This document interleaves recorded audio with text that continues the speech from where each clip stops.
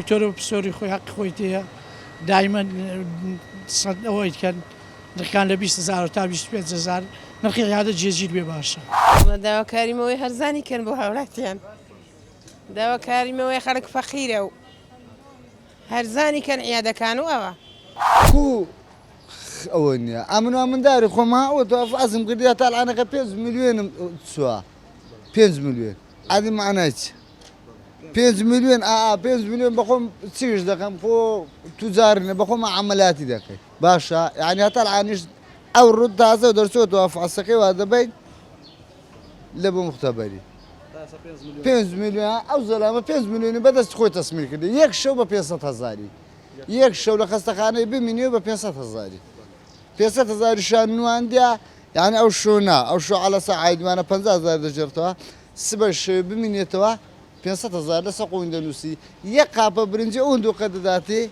لێ ناگەڕێنان بستە خەستەخانەکەی 10,000 6,000 نەرن لەو زەلامەستاندیا وەڵا 4 نەفەر دەگەر نەخۆشەکە لێ نانی خواردە نانمان لێهینە خەستەخانەی سەردەمش لە ئومەتی معاملە هەموو کەسەکیوا ڕادیارە ئاشە دەبێت بەس ڕوودکردنەوە هیچ دەگۆڕێنیە و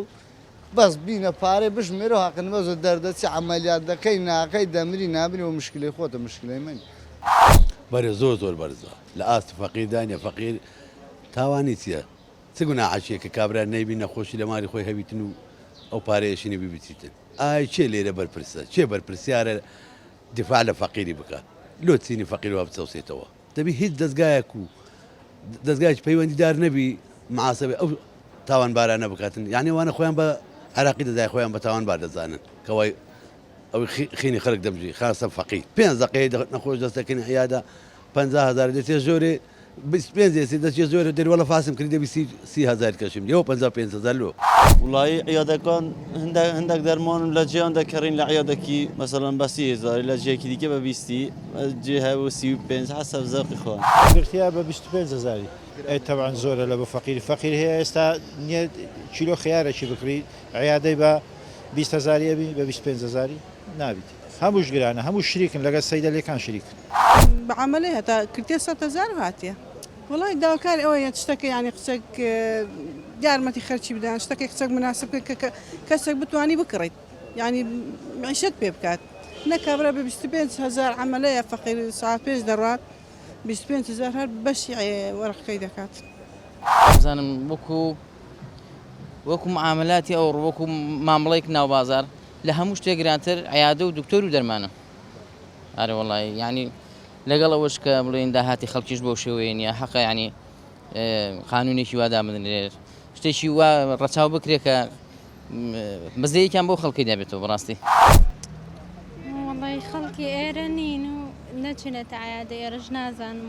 وڵی سعرێکی گونجاو نییە بۆ عیادە و دکتۆرەکان چونکە زیاتر لە فەقیر خەڵکی ئێرە فەقیر وەژارە زۆر دەوڵەمەند نییە تا بتوانێت و پارە زۆرە با بە عیادەکان زۆر سەحرەکەی گرانە بەڕای من بێگومان چکە بارگوزەرانی خەڵک بە تێگرا زۆر بەرز نییە نرخی عیادەکانش پێم وایە زۆرە داواکارم لە حکوومەت دەگەر پلانێک دابنێ بۆ کەمکردن نرخی عیادەکان بۆ بەرژەوەندی گشتی و هەڵسام شتێکی باشە.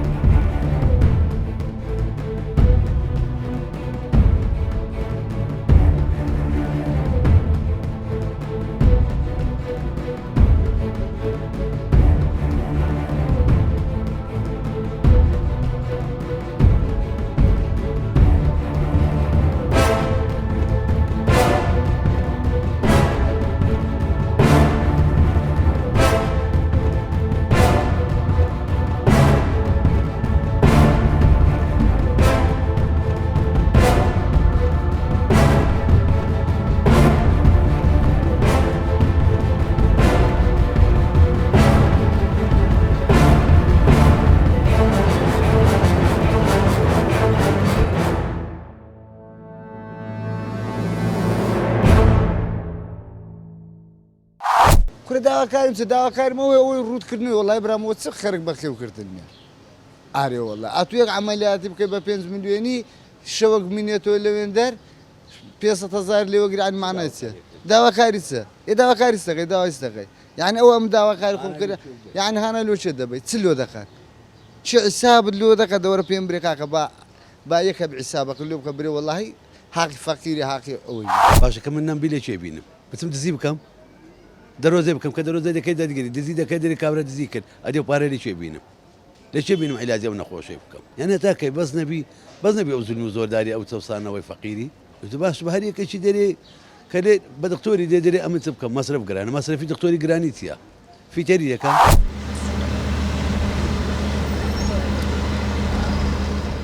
طبعا أكيد هو هم لمصلحتي نخوش بيتن يعني ك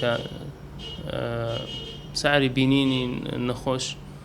يك بيتن دكري مثلا أو دكتوراني كواني خبران زيادة يعني مثلا استشارينا فرقيان هبي لقى دكتوري كطازة مثلا دبتا اختصاص ديني بس بعام يعني دكري مثلا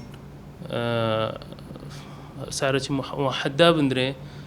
همو كز بزاني حتى كنا خوش بزاني كمثلا وكتشندا يعني أو بينين خوش بتشندية فكرة ورقري نك مثلا بيت لاي من سعر ورقري مستتنشتا من سعر اشتكا بيتن أو لصالحي نخوش نية يعني مثلا احتمال لصالحي دكتوري بس احتمال لصالحي نخوش نبي بس كطبيب ديتن مثلا ليرة احتمال فرق كان زور كما لبيني طبيبك وطبيبك يخومان يعني كلا خلطي مثلا كردستان بس كطبيبك ديتنا دروا يك ورقة وردقريان هي دو ورقة وردقري لمعاينة شي بسيط احتمال علاجك شي متأكد من نفسي علاجه فرقة شي زورنية أو إذا بيزو حسابه شي لو بكريت مرض أو اشتشها أو اشتزوره خاصة مثلا طبيب أجنبي كطبيب أجنبي ديتن نخوش هي استعدادية مثلا أو باري بدات الدكتورة كخلطي مثلا إيريا دوام دكاو نفسي مميزات أو طبيبية كأجنبية ديتن استعدادية أو باري بداتا بس اعتيادية طبيبك لدرو دي شهادة شي معروف نية اختصاص شي معروف نية نازن إيش كردو إيشي كردو تينية كردو عملياتي باش نية استعدادية نفسي باري زيادة باري بداتن نك بداتا دكتوري خمالي